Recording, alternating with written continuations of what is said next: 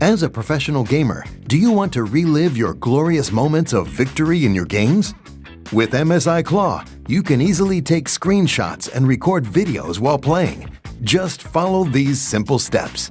If you want to take a screenshot, you just need to press the quick setting button while playing and click on the Take Screenshot option.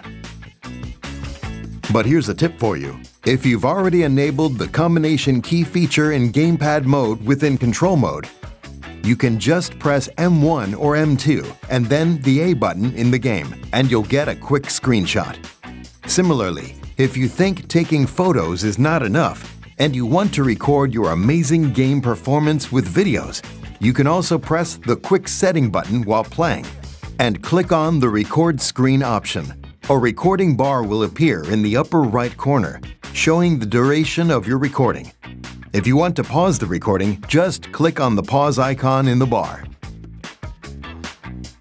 And here's another tip.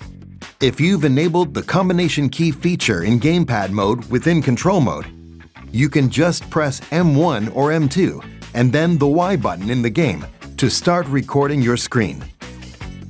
If you happen to not find the Take Screenshot or Record Screen options in the quick setting, don't worry.